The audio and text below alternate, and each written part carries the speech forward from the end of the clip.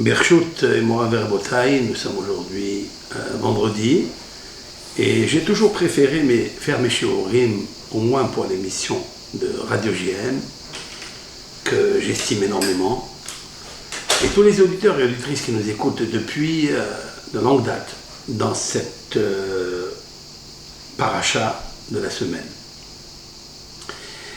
La section est remplie de mystères et de secrets, mais il nous faut bien sûr rester dans la limite de la compréhension des textes. Maïmonide, dans les lois de Melachim, des rois, dans son chapitre 11, il explique, en apportant cette paracha, il explique qu'il y a plusieurs secrets et le secret des deux Messies, Mashiach ben Yosef et Mashiach ben David, sont inscrits par allusion, par la numérique, par le secret de la Torah, c'est-à-dire le pardès de la Torah. Il apporte là-bas selon les versets d'Alach Kocham Yaakov, Zé David, Mashiach ben David, etc.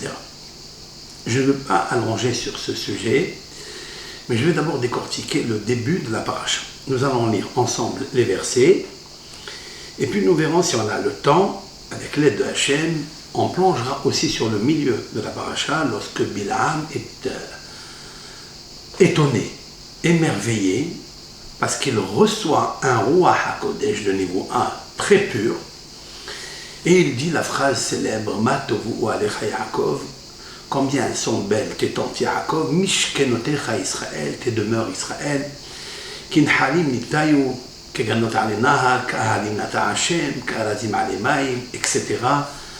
Il a vu que c'est comme des ruisseaux, comme des plantations aromatiques d'après le Ba'al Tosafot. Ahalim, ça n'est pas les Ohalim.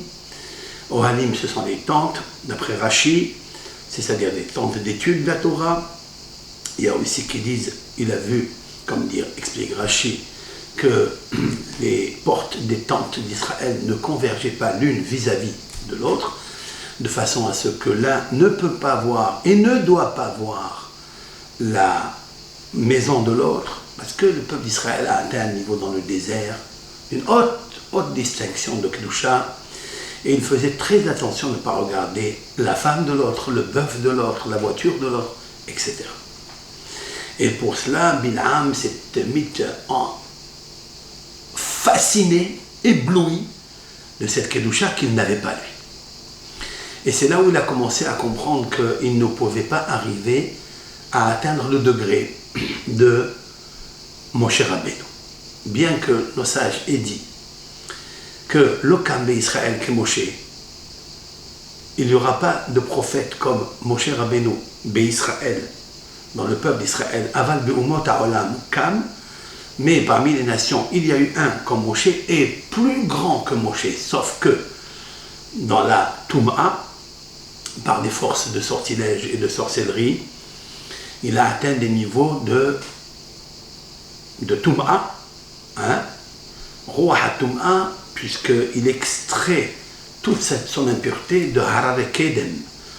Harare Kedem, c'est de là où Balak, qui est nommé sur cette péricope, Balak, très étonnant que le nom d'un non-juif, la Torah le pose en emblème, en titre, c'est l'artiste de cette paracha.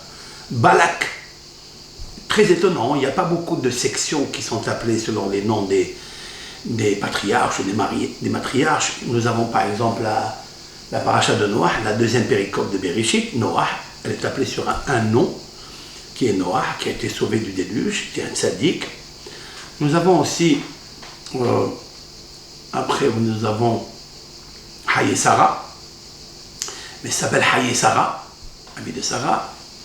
Nous avons après la paracha de Yitro, c'est le converti, c'est le beau-père de Moshe Rabbeinu. Et bien sûr, chacun a une raison, et nos sages fusent les raisons valables et fondées sur la émouna et sur la véracité de l'homme. Et nous avons Balak.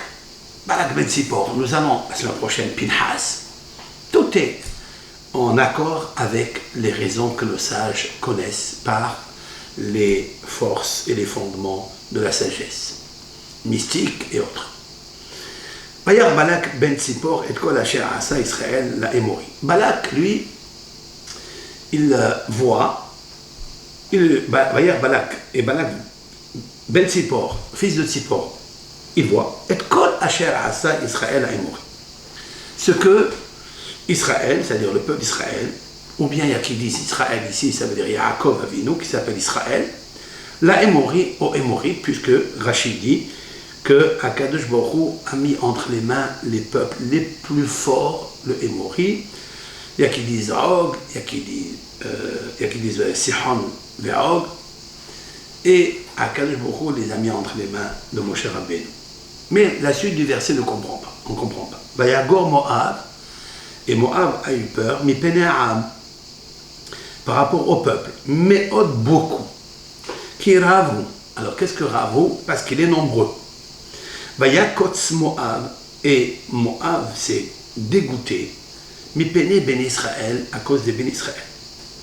Vayomer Moab, et il dit Moab, El Zikne Midian, aux sages de Midian, Hataï Lahachwa Kahal, maintenant, le Kahal, l'assemblée d'Israël, et Lahachou, ils vont lécher, et Kol Sevivotenu, tous nos alentours, Kilhok, Hachor, et Yerek Assadeh, comme le bœuf mange Yerek Assadeh, le légume du champ.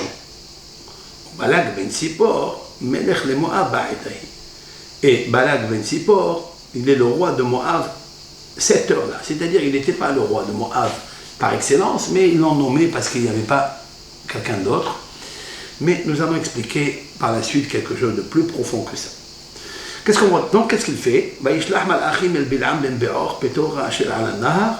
Il envoie des messagers à Bil'am, fils de Béor, Pétora, la localité de Pétor, Asher al-Nahar, qui se trouve à Aram Naharaim, c'est-à-dire la partie où habite Lavan Ha'arami, où ont grandi les Shvatim.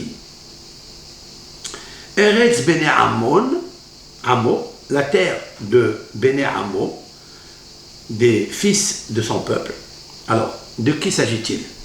Rashi nous dit, Balak a envoyé à Bilam, parce que à Pétor, Aram Naharaim, c'est là-bas Asher al-Nahar qui se trouve sur le fleuve de Naharaim, comme c'est marqué par la suite, que Bilam va dire à Balak, Min Aram Be'al Kedem, que depuis Aram, les montagnes de Kedem, Balak m'a appelé pour aller maudire le peuple d'Israël.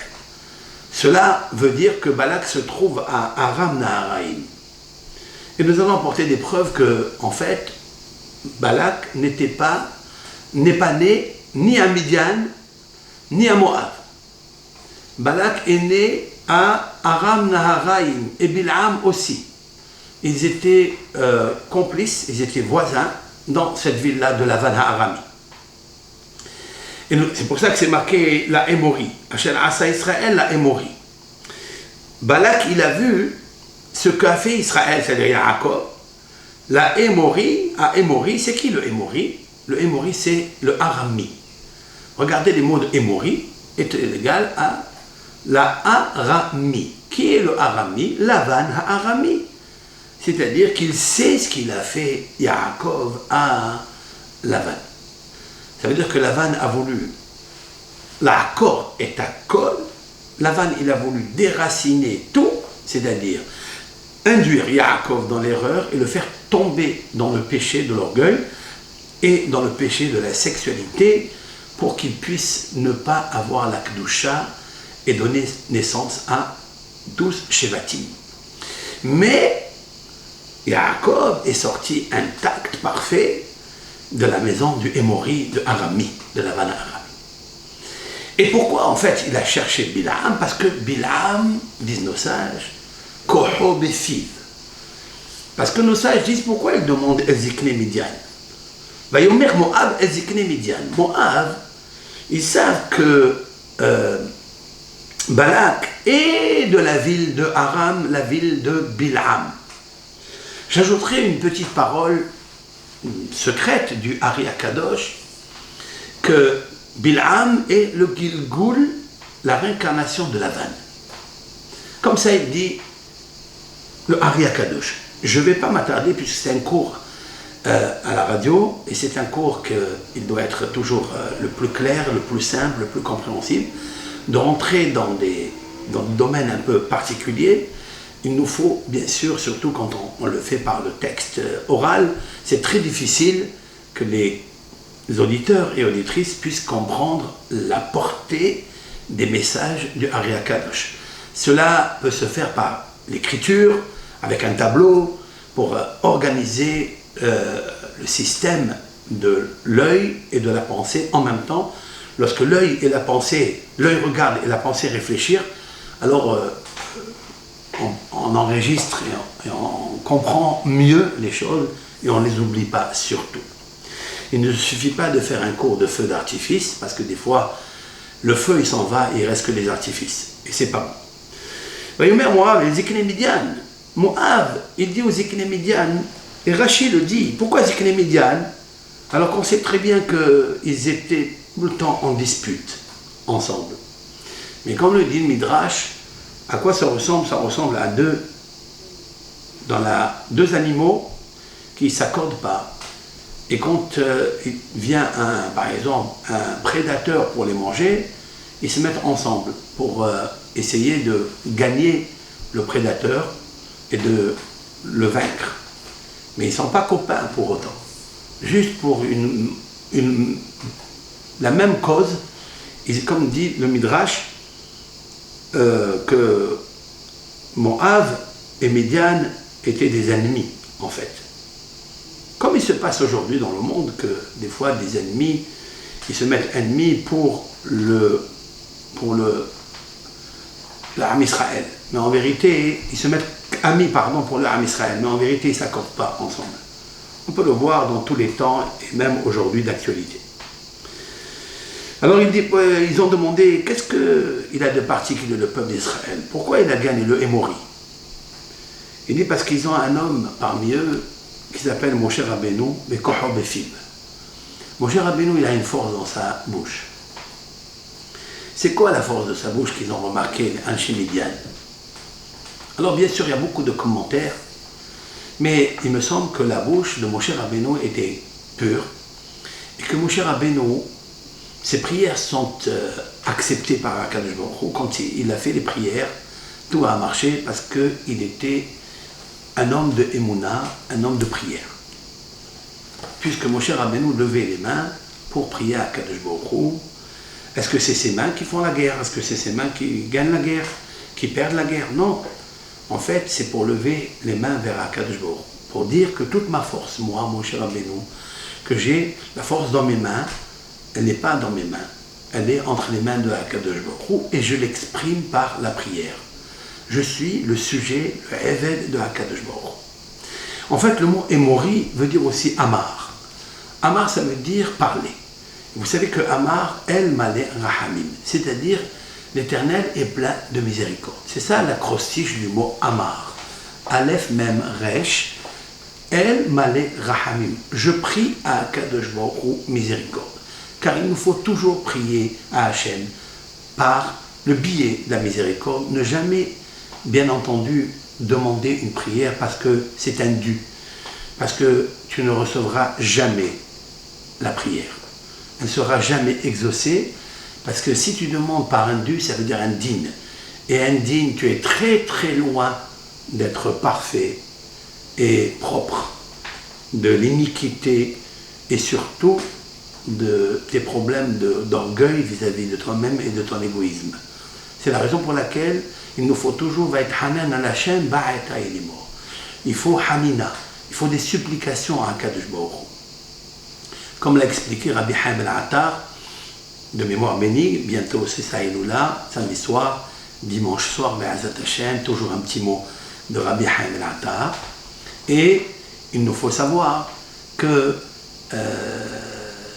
et je dirais aussi, puisque c'est ouvert, c'est ouvert, je me permets, c'est comme le Rav Pinhas Cohen, Shalita, le Rosh Kollel, le fondateur du Bet HaMidrash Mordechai, Birkat Mordechai, c'est ça, bien il organise tous les années, et ça va tomber donc dimanche, la Hiloula de Rabbi Haim El-Attar, Be'atat Hashem en Florida Palace. Donc je vous demande en son nom et en mon nom, moi aussi, de venir nombreux et d'aider cette institution qui est valable, valeureuse, très belle institution.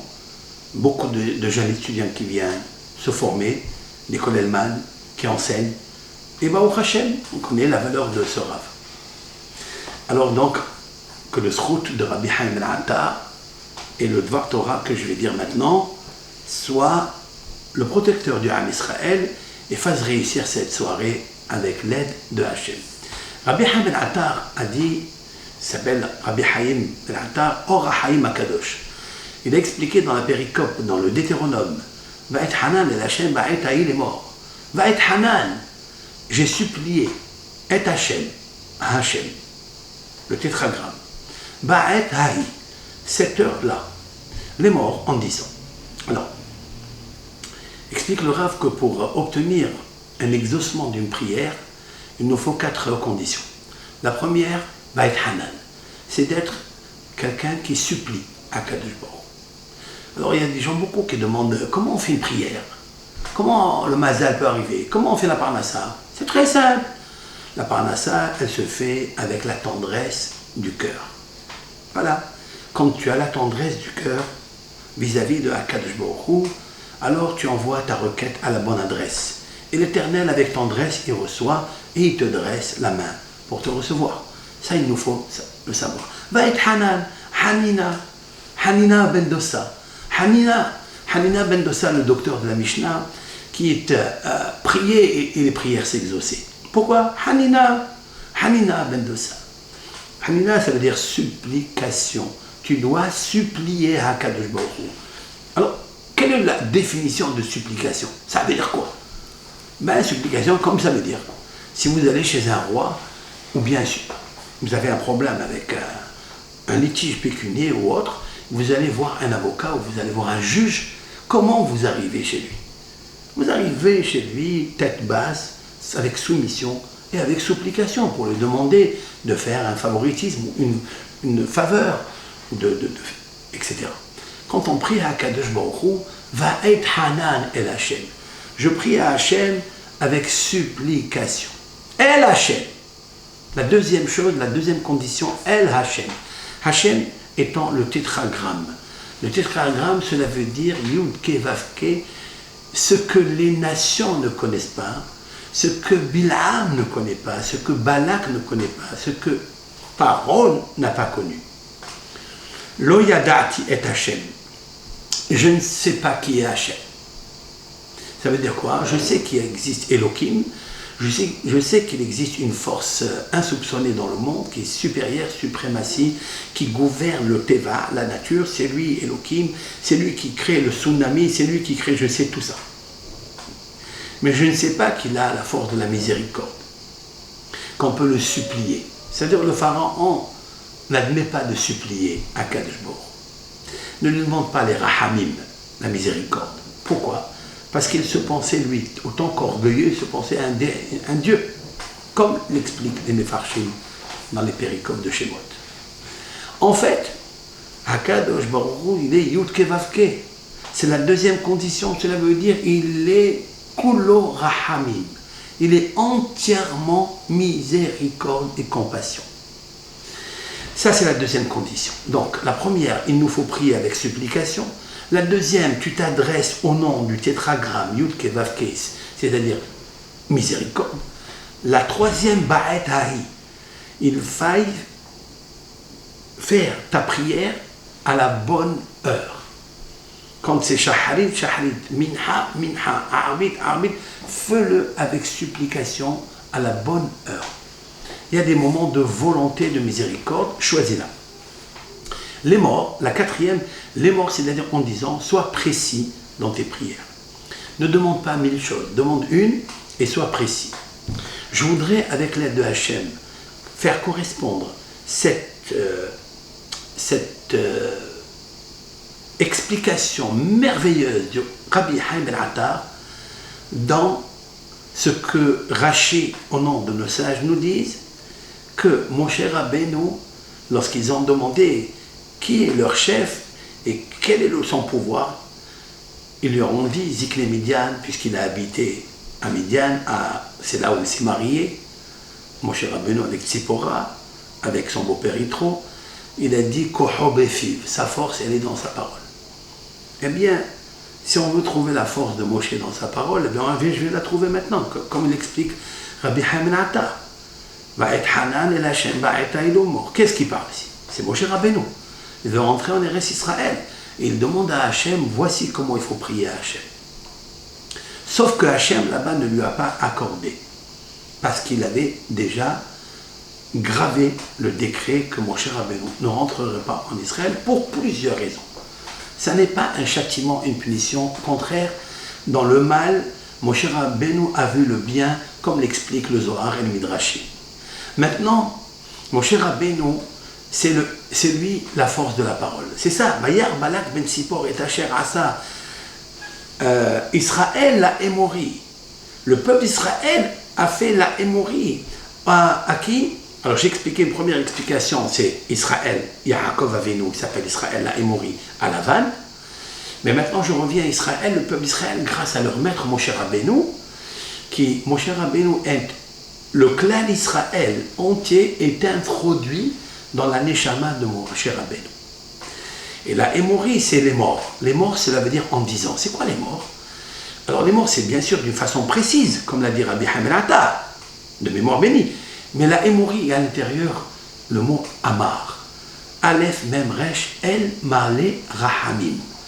C'est-à-dire que tu dois toujours prier à Kadosh Baruch Hu de bonté. N'essayez pas d'aller chercher d'autres ségoulottes et d'autres choses. Priez à Hachem Itbarach Melachon Amar. Ba'et Hanan Amar. Cela veut dire avec El Male Rahamim. Je répète, El Male Rahamim est égal à Amar. C'est ça les morts. Lorsque tu pries avec ces 4 conditions, et surtout avec miséricorde, avec clémence, avec soumission, la tendresse du cœur, pas la force du cœur. La force du cœur est égale à la tendresse du cœur. Alors, je peux couper le mot les morts en 2. Lamed Aleph Mem Resh, Lomar. Alors, il n'y a plus d'amertume. Si quelqu'un se trouve dans l'amertume, voici l'amertume, parce qu'il prie et les prières ne reviennent pas avec des bons rapports favorables, puisqu'il attend encore, il s'angoisse encore. Il faut savoir que tu n'as pas bien prié. Tu dois t'isoler dans un endroit, dans la synagogue surtout, et tu dois prier devant le Sefer Torah vraiment, avec beaucoup de soumission et beaucoup de tendresse du cœur. Tu prieras à El Male Rahamim. Et c'est ça en fait que Balak il a vu. Il a vu que si le peuple d'Israël a gagné le Hémorite, qui était très puissant, c'est par la force de la parole. Ça c'est une chose. Mais, pourquoi Moshe Rabbeinu, il a réussi à avoir la tendresse de son cœur et de prier avec soumission? Alors que j'ai une grosse question.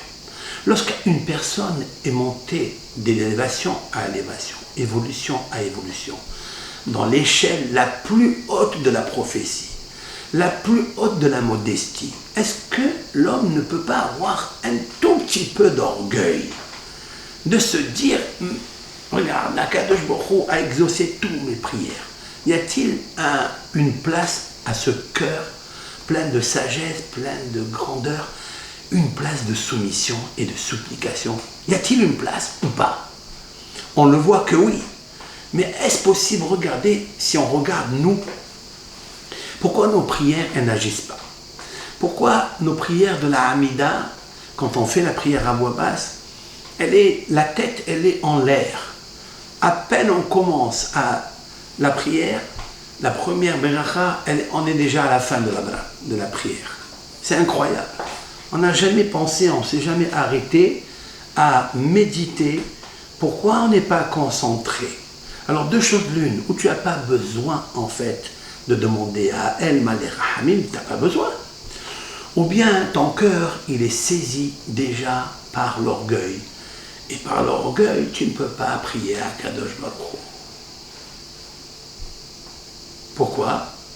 Parce que c'est marqué que la personne qui est cupide ne demande pas à Kadosh Baruch Hu. Il ne lève pas les yeux à Kadosh Baruch Hu. À plus forte raison que s'il a de la haine dans son cœur, il a de la rancœur sur l'un et sur l'autre, il ne peut pas attendrir son cœur et se soumettre à Kadosh Baruch Hu pour la simple raison, parce que si en fait tu es déjà dans la situation de haine, cela veut dire qu'il te manque, et pardonnez-moi de le dire, la vraie Emouna.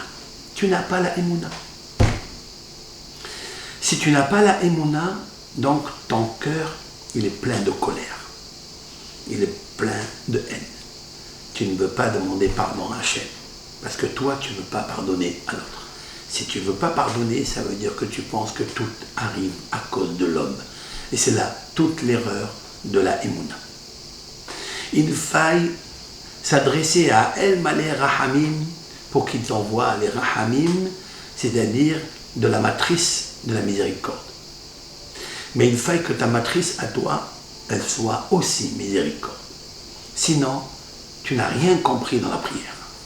La prière, c'est quoi? C'est tefila. Tefila vient du mot tefela. Tefela, ça veut dire second. Tu dois être second. Tu dois être petit, amenuisé, toujours second, pas le premier. Ne pense pas que tu es le plus grand, que tu es le grand, que c'est un dû. Non. Va et hanan el Hashem ba'etai. Oui, je dois choisir une heure particulière. Ne pense pas que tu es un grand tzaddik comme Moshe Rabbeinu. Tu peux prier à n'importe quelle heure. Non. Ba'etai.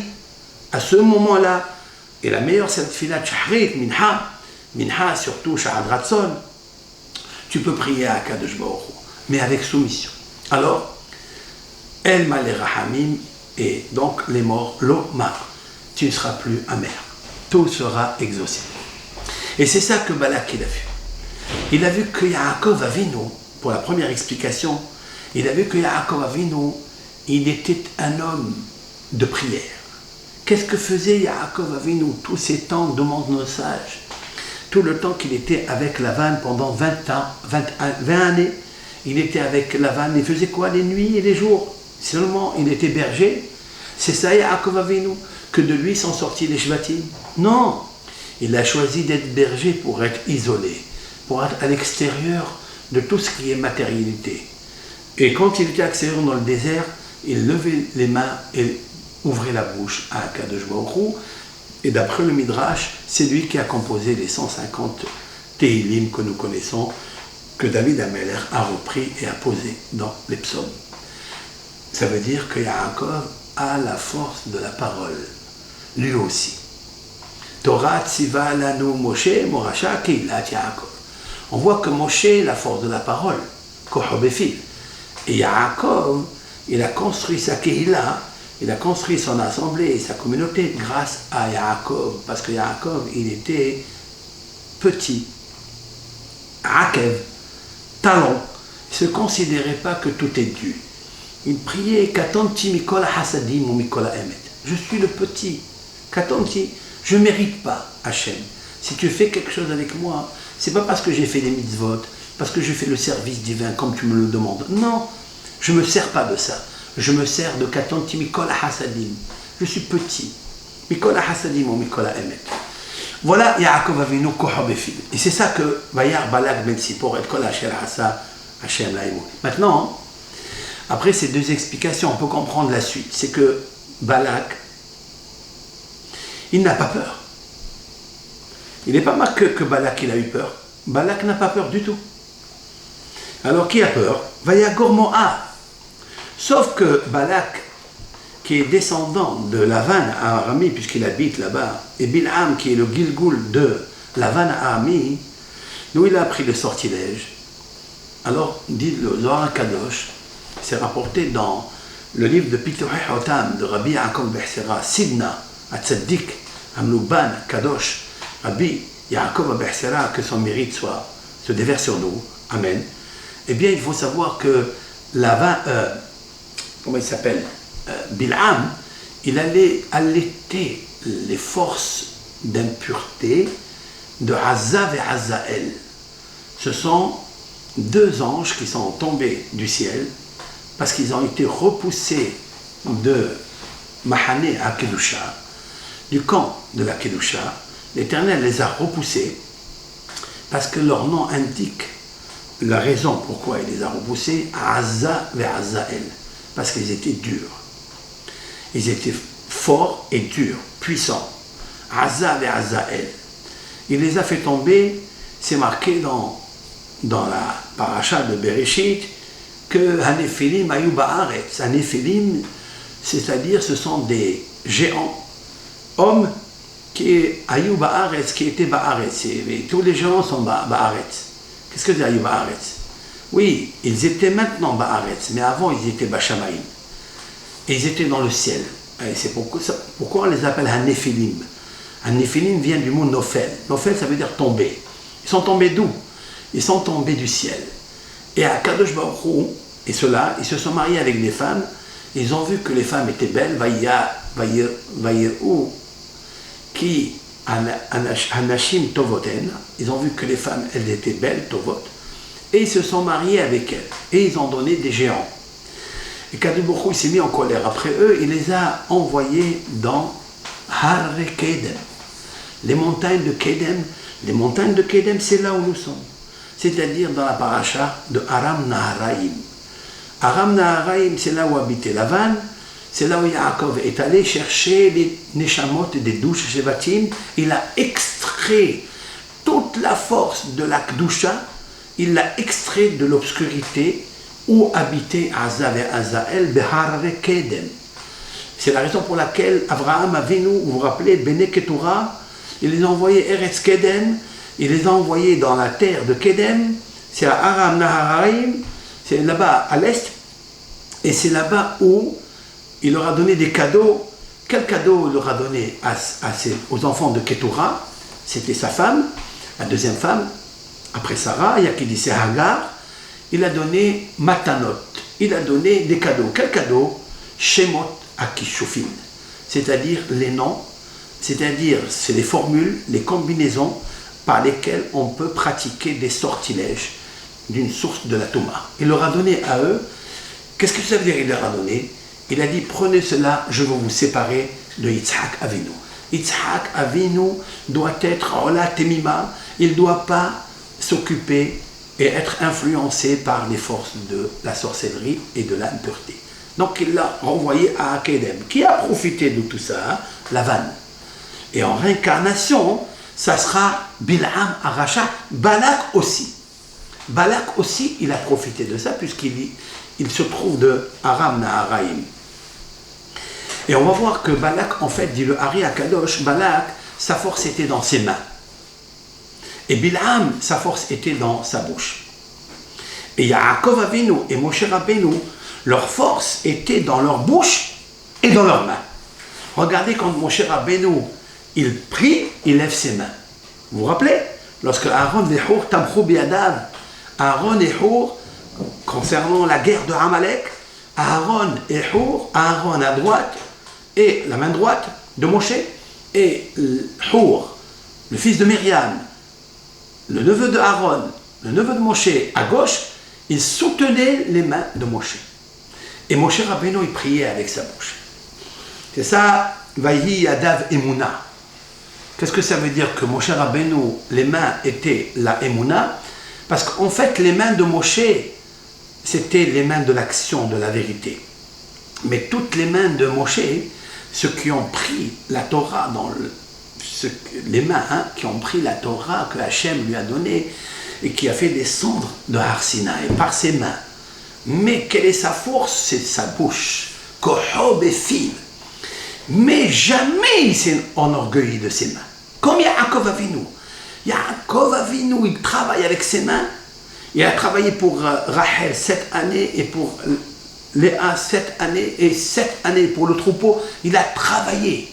On travaille avec ses mains. Il a pris les brebis, il les a mis ensemble, après il a tout ce qu'on fait avec ses mains. Mais l'essentiel, El Emouna, c'est parce qu'il prie à Akadosh Baruch Hu. Il a composé toutes les chansons tout avec l'air. Chaque Tehillim, il a son air. Chaque Tehillim, il a son secret, il a son avantage, il confère à beaucoup de choses qu'on demande dans ce monde. C'est le Tehillim. Qui a composé cela? Yaakov. Donc Yaakov, il a la force de la parole et il a aussi la force des mains. Tandis que Moshe Rabbeinu, sa force est dans sa parole, mais il travaille aussi avec les mains. Il a écrit le Sefer Torah, à la fin de sa vie, il a écrit 13 Sefer Torah. En un jour, Moshe Rabbeinu a écrit 13 Sefer Torah. Il a distribué un à chaque chevet, tribu, et l'un, il l'a gardé dans le Haron HaKodesh. Donc Moshe Rabbeinu, c'est quelqu'un qui travaille avec ses mains, mais qui prie avec sa bouche. Jamais il est tombé dans le piège, c'est ma force, c'est mes mains qui ont fait ce beau, bel immeuble, cette beau architecture, ce beau canevas, hasbi shalom. Toujours, et c'est ça que Balak n'avait pas et Bil'am n'avait pas. Il leur manquait l'un à l'autre ce que Moshe Rabbeinu et Yaakov avaient, c'est-à-dire la parole, Kohobefiv, la prière, mais la prière avec supplication et aussi le travail avec ses mains. Balak avait la force dans les mains, Bil'am avait la force dans la bouche. Alors Balak il s'est dit, Bil'am n'a pas la force dans sa main, moi j'ai pas la force dans ma bouche, je vais me joindre à lui. Il a envoyé des émissaires à Bil'am ben Beor, Pétora. C'est quoi des Pétora? Pétora, ça veut dire Shulhan. Ça veut dire Shulhan. Rachid dit, c'est comme ce Henvani, ce banquier, où tout le monde vient à la table, chez lui, pour changer, faire l'échange de l'argent, changer ça, échanger ça. Ça veut dire quoi? Il n'avait pas d'échange, mais il échangeait avec lui des conseils. Tous les rois avaient besoin de conseils. Chez qui ils allaient? Ils allaient chez Bil'am Aracha. Bil'am avait la force de conseil. Il avait la force dans sa bouche. Mais il ne travaillait pas. Tandis que Balak était Haroutz. Il était quelqu'un qui travaillait. Qui avait la force dans sa bouche? C'est Lavan. Mais il n'avait pas le travail. Lavan n'avait pas le travail. Lavan ne travaillait pas puisqu'il attendait que sa richesse augmente. Et c'est lorsque Yaakov Avinu est venu que la richesse de Lavan ça a augmenté. Puisque les enfants de Lavan, eux, ils travaillaient. Mais Lavan ne travaillait pas. Lavan, il s'occupait d'entourlouper les gens avec sa bouche, puisqu'il a entourloupé Yaakov Avinu 100 fois par la bouche. Un jour il lui dit ça, un jour il lui dit ça, koyomar, ve'im koyomar, ve'im koyomar, ve'im koyomar. Comme l'a dit Yaakov à Rachel et Léa, lorsqu'il a dit maintenant, c'est fini, nous allons partir. Quand est-ce que c'est fini? Lorsque le bœuf est né. Qui est le bœuf? C'est Yosef Hatzadik. Lorsque Yosef est né, et Yosef, et ce fut lorsque Rachel a donné naissance à Yosef,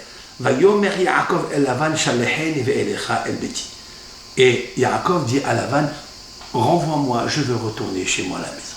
Et nos commentateurs nous disent, pourquoi quand il est né, Yosef, qu'est-ce qu'il a? Rachid explique parce que la descendance de Yosef, ça sera celle qui va infléchir la puissance de Amalek. Amalek, c'est la force de la bouche et c'est la force des mains.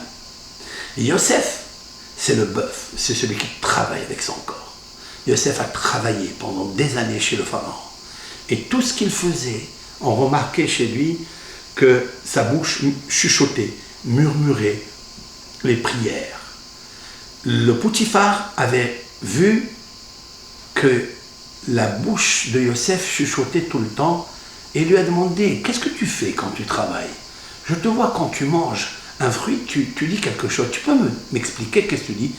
Il dit, El Malé Rahamim, je remercie Hakadosh Baruch Hu. Il dit, en même temps que tu travailles, oui, cela veut dire que la quintessence, c'est que Yosef a fait la force du bœuf.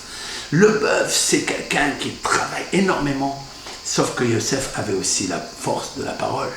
Parce que Yosef, Halol Elohim Pitronim, Lorsque le pharaon, on lui demande, j'ai entendu parler que tu sais interpréter les rêves, eh bien, il est poter halom.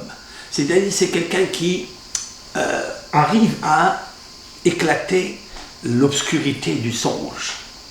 Parce qu'il y a beaucoup de mensonges dans un rêve, il nous faut trier et éclairer la lumière, le message, l'interprétation du rêve. Et tous les rêves s'interprètent selon l'interprétation de la bouche, comme dit la Gemara dans le traité Berachot 55a. Poter. Et là, la conjonction avec Amalek, parce qu'il avait les deux. Amalek, c'est un grand guerrier, mais il avait aussi la force dans sa bouche. Et en fait, Yosef, c'est le seul qui pourra combattre et infléchir Amalek. C'est la raison pour laquelle, lorsque vous prenez les mots de Balak, avec les mots de Bilam, vous trouverez à l'intérieur Babel, Amalek.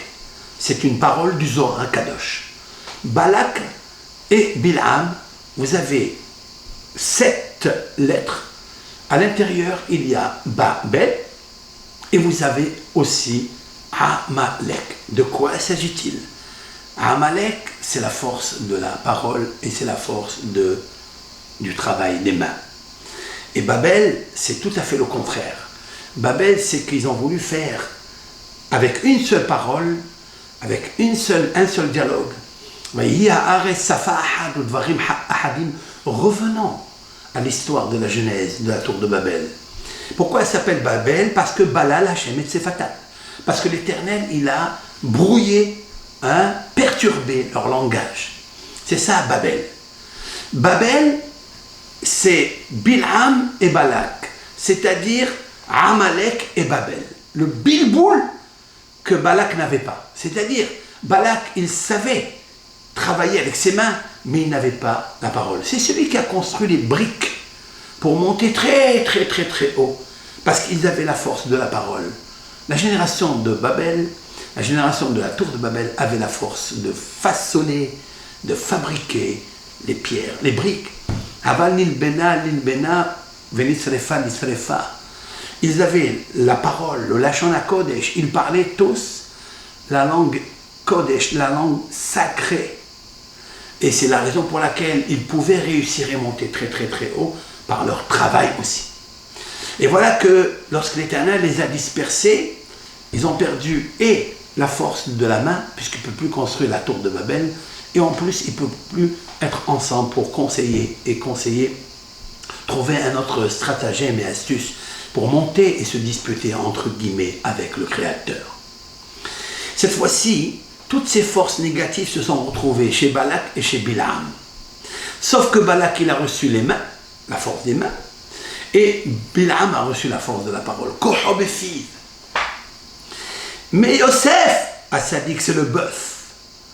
Et Yosef, c'est là que Moab a très peur. Vayomer Moab Ezikle Midian.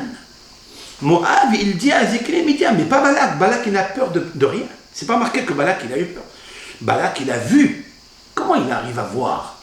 Parce que Balak, c'est une force qu'il y a en lui, qui est une force de Lavan à Arami.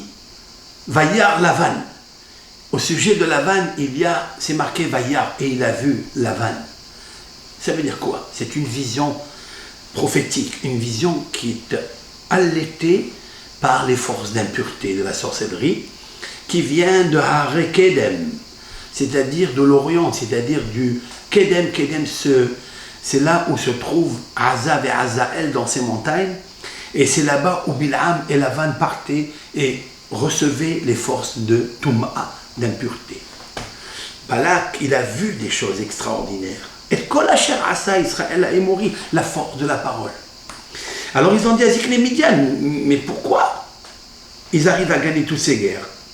Et puis c'est ainsi, Ata ila hachu hakal et kol sevivotenu. Ils vont lécher, ils vont déraciner, kilhor hashor et yere kasade. Comme va déraciner le bœuf. Là, il cite le bœuf. Ça veut dire on rejoint la force de Yosef avec la force de Israël, Yaakov, et la force de Moshe Rabbeinu. Moshe et Yosef et Yaakov se sont inscrits ici, et les trois, ils avaient la puissance de la parole et du travail. Et c'est là où Bil'am ne peut pas contre ça. Sauf que Balak va s'associer avec lui. Et il envoie Pétora. C'est de Pétora, cette localité de Pétora. Asher al-Nar, qui se trouve sur le fleuve. Eretz Bene Amo, qui se trouve à Aram Naharaim. Har Kedem. Nikrolo. Comme l'explique Rashi. C'est quoi Pétora? Pétora est égal. Pétora, c'est poter. Poter, cela veut dire interprète. Comme explique Rashi, poter halomot haya. Bil'am était un interprète des rêves. C'est normal, puisque toutes les interprétations de tous les rêves se font par la bouche. Koho besid. Mais, il lui dit, écoute, le bœuf, il va tout raser ici. Le bœuf, c'est Yosef, l'interprète, par la force de la bouche. Et lui, il a une plus grande supériorité, c'est qu'il a aussi le travail des mains. C'est que Yosef, c'est un bosseur, comme le bœuf. Un bosseur qui ne s'arrête pas toute la journée de construire et de construire binyan et binyan et binyan, parce qu'en fait, il a la force de Bina que Bil'am n'a pas. Bil'am, il a la force, mais pas le cœur. Il a la bouche, mais pas le cœur. Parce que Bil'am, disent nos sages dans le traité talmudique Sanhedrin 110, nous disent comme ça. Pourquoi il s'appelle Bil'am? Pourquoi? Parce que son père, il l'a appelé comme ça. Non, parce que dans Bil'am, il y a Bala'am. Il veut par sa bouche avaler le peuple d'Israël. Hine'am yatsa mi Mitzrayim. Il y a un peuple, il lui dit Bil'am, Bala'am, avale le peuple qui vient de sortir d'Égypte. Mais ce peuple-là, il s'appelle aussi Kahal. Il s'appelle Kahal l'assemblée. C'est qui Kahal? C'est Kahal Kehilat Yaakov. Il est l'assemblée, la communauté de Yaakov, le père de Yosef. Yosef, c'est le bœuf. Qui l'a appelé bœuf à Yosef? Ben son père. Dans la paracha de Vaïhi, Yosef bénit Yaakov, le patriarche, le troisième, béni par la bouche, par la force de la parole. Il bénit Yosef et il lui dit Ben Porat Yosef, Ben Porat Aleaïm. Il lui dit tu es très fort, très puissant, Bimeget Shamaim, et il parle là-bas de la terre. Il parle de la terre, il parle du ciel, parce que Yosef est relié avec la terre, puisqu'on a vu combien il a travaillé en Égypte, comment il a fait prospérer la récolte de la terre d'Égypte. Et il est aussi, Kel Shaddai, il est aussi associé à la parole. Halol Elokim Pitronim. Moshe Rabbeinu va bénir Yosef. À la fin de sa vie, il va bénir Yosef et il va dire Bechor Shoro Hadarlo. Bechor, c'est le premier-né. Shoro, c'est le bœuf. Hadarlo, il est beau. Mais Karne Rehem Karnar. Et les cornes du Rehem, ce sont ces cornes Bahem Amim Yenagah, avec lesquelles il va encorner les peuples. De quoi s'agit-il? Est-ce que Yosef, c'est un bœuf qui encorne les peuples? Non, c'est que Yosef, ses cornes à lui, ce sont ses paroles. C'est la bouche. Mais sa bouche, elle est reliée avec son cœur. D'où je sais qu'elle est reliée avec son cœur. Parce qu'en fait, Paro, lorsqu'il a interprété les rêves et il a vu que c'était vrai, c'est ça qu'il avait vu dans le rêve, il lui a dit En hacham venavon kamora. Il n'y a pas dans ce monde un homme sage et intelligent. Navon vient du mot bina, bina vient du mot binyan. Ça veut dire que Yosef, il a la sagesse, la horma. La horma, c'est l'anagramme du mot herma. Her, c'est le gosier, c'est la gorge. Ce sont les 28 lettres de l'alphabet. Her, koah. Parce qu'il y a 27 et il y a une qui englobe toutes. C'est horma. Les mots koahma. Les mots herma. Her, c'est her, ochelitam. C'est la gorge. Ce sont les lettres gutturales, palatales, dentales, labiales. Ce sont les lettres de la bouche, la sonorité des lettres de la bouche qui sortent du cœur. Venavon, navon c'est bina. Bina c'est le cœur. Bina uba halev mevin. Patah Eliyahu Navi Pinhas dit dans sa Pitihat Eliyahu Navi, Bina, c'est quoi Bina? Où se trouve l'intuition? Liba se trouve dans le cœur. Ouba, et grâce à la bina, Halev Mevin, le cœur comprend. Si le pharaon, qui était l'homme le plus structuré de l'époque, de l'antique Égypte, l'homme le plus puissant dans l'infrastructure, dans la sorcellerie, dans l'astronomie, par les hartomim, les conseillers, a donné un diplôme, il n'y a pas de sage et d'intuitive comme toi, ça veut dire que toi, Yosef, tu es sage parce que tu as la force de la parole et tu es aussi intuitif parce que tu as déjà vu dans le rêve qu'il fallait économiser les 7 années d'abondance pour affronter les 7 années de famine. Pour cela, il faut être un vrai constructeur et un vrai homme qui a le sens de l'intuition. C'est toi, Yosef. Donc Yosef, il a les deux. Et c'est là que Balak lui dit, écoute, qu'il hachor Pétora. C'est vrai que tu habites à Pétora, mais tu ne sais qu'interpréter les rêves. Mais tu n'as pas la force de la parole. La force de la parole qui vient du cœur, elle vient de la Touma. Et en fait, écoutez bien maintenant ce que nous allons dire avec l'aide de Hachem. De quoi il a peur Balak? Et de quoi il a peur Bila? C'est marqué ici quelque chose de très intéressant. En haut, dans la paracha de Hukat, il est marqué Oilecha Moab. Lorsque le peuple d'Israël a chanté à Hachem, dans la paracha de la semaine précédente, c'est marqué Oilecha Moab. Malheur à toi Moab. Avad Ta'am, tu as perdu le peuple. Etc. De quoi s'agit-il? De quel peuple? Et pourquoi c'est un malheur pour lui? Explique le Rav Hida, de mémoire bénie, dans son livre Nahal Kedomim. Nahal Kedomim, c'est un livre qui a été écrit de Hida sur les parashiot de la semaine et aussi sur les haftarot. Il explique là-bas au nom des rabbanés ashkénazes, c'est des maîtres de Kabbalah, des anekevot mutarot. On sait très bien que les filles de Moab sont permises à venir à se marier avec l'assemblée d'Israël. Les filles de Moab ont gagné le peuple d'Israël. Ils peuvent se marier avec. Si elles sont converties, on peut les prendre. Mais Moab, lui, les mâles, les hommes, sont interdits à venir. Oy lecha Moab. Malheur à toi, Moab. C'est tout. Pourquoi? Parce que tu n'as pas fait le hesed avec ta main. Il fallait faire le hesed avec ta main. Lorsque le peuple d'Israël est passé dans ton territoire, il fallait donner de l'eau et du pain au peuple d'Israël qui avait soif. Et toi, tu ne l'as pas fait. Oh, il est Moab. Malheur à toi, Moab. C'est ça, Vaillard. J'explique avec l'aide de Hachem. Vaillard, Balak, Ben Sipor. Vaillard. Qu'est-ce qu'il a vu? Vous avez regardé dans le mot Vaillard.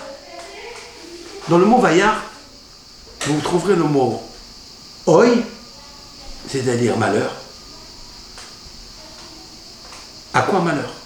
Balak, il a vu que Moab, il a fait une très grosse bêtise.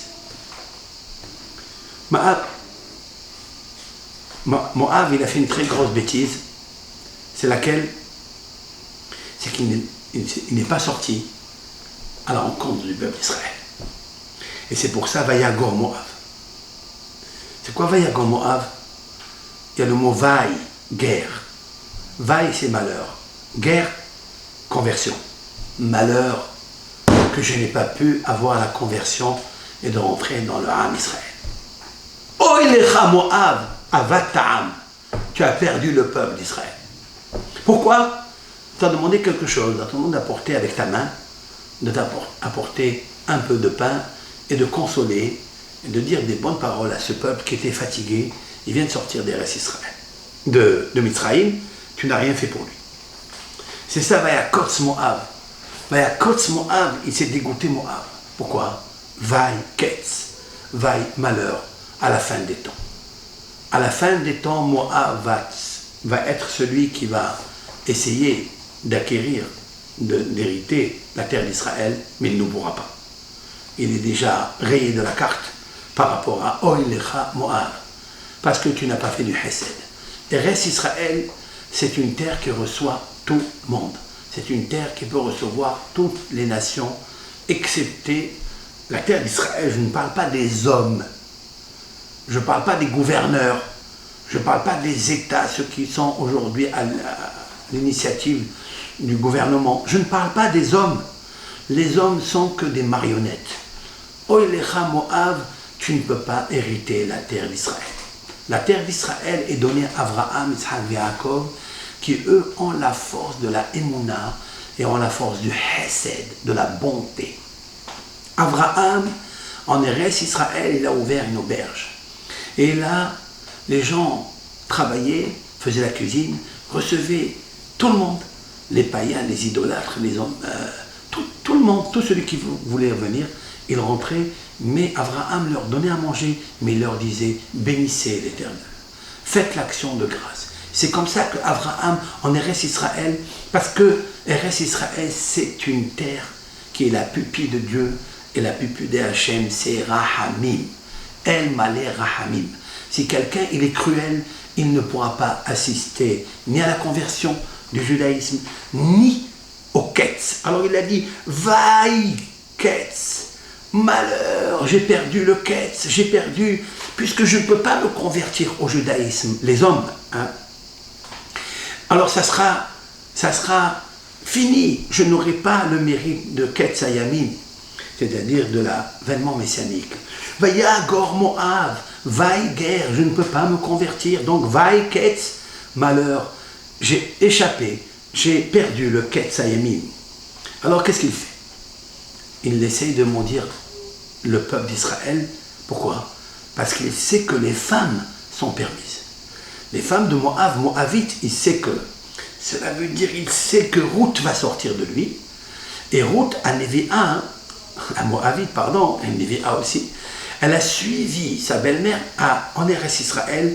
Et en Eretz Israël, elle s'est mariée avec la tête des Sanhedrin, c'est-à-dire la descendance de Yehuda qui va donner David à Melech. Le soir même, c'était la veille de Yud Zayin Betamouz, dit le Midrash, c'était le 17 Tammuz, la veille, il s'est marié, et le 17 Tammuz, Boaz est mort. Et Ruth est tombée enceinte. Qui est né de Ruth? Oved. Oved, c'est qui? Oved, c'est un nom, Oved. Très bien. Mais Oved, ça veut dire Avoda. Ça veut dire le travail. C'est les mains. Oved. Oved est à Adama. Vaïkaïm. Oved est à Adama. C'est quelqu'un qui travaille le sol. Après Ishaï. Et Ishaï est dans David. Et David, il a les deux. Il a la force de la bouche. Va'ani tefila. Je suis la prière. David Amelech, il dit je suis la prière. Toute sa force, elle est dans sa prière. Et aussi, c'est un grand guerrier. Sa force est dans ses mains. Il a les deux forces. C'est la raison pour laquelle Ruth, elle a les deux aussi. Parce qu'elle est partie glaner, elle est partie travailler chez Boaz. Et qu'est-ce qu'elle a dans sa bouche? Que des bonnes paroles. Une bouche qui a remercié Akadosh Baruch Hu méritera d'avoir Oved, Ishaï et David et Shlomo Amelech. Shlomo Amelech, Hacham, Gadol. Ça veut dire quoi? Ils ont la force de la bouche et la force des mains. Le travail. C'est la raison pour laquelle Vayagor Moab, Mipene Ha'am, il a peur. C'est quoi Mipene Ha'am? Mipene Ha'am parce qu'il ne peut pas rentrer à la conversion à cause du peuple. Dans ce peuple-là, il est marqué Oilecha Moab. T'as fini, c'est fini, tu ne peux plus. À cause de quoi? Petite chose. Hesed. Ce monde doit être rempli de Hesed. Je continuerai avec l'aide de Hachem, ce shiur-là, pour une deuxième partie, parce qu'il est lent et le temps est arrivé d'arrêter mon émission. Kol Tov Lachem, Shabbat Shalom, et une bonne paracha que Hachem Yitbarach nous donne toujours l'intuition, la compréhension des textes de la Torah et de diffuser la Torah au Am Israël et à tous ceux et celles qui veulent écouter, comprendre et peut-être un jour faire du bien avec les autres et surtout avec le peuple élu, le peuple d'Israël, parce que le Am Israël est né justement pour révéler la notion de la bonté, la vraie bonté, par la prière, par l'étude de la Torah, par la connaissance des sages et aussi par le cœur, surtout par le cœur. C'est-à-dire quand on a un bon cœur, on a une bonne main, et c'est-à-dire le don. C'est par le don de soi, par l'amour de l'autre, etc.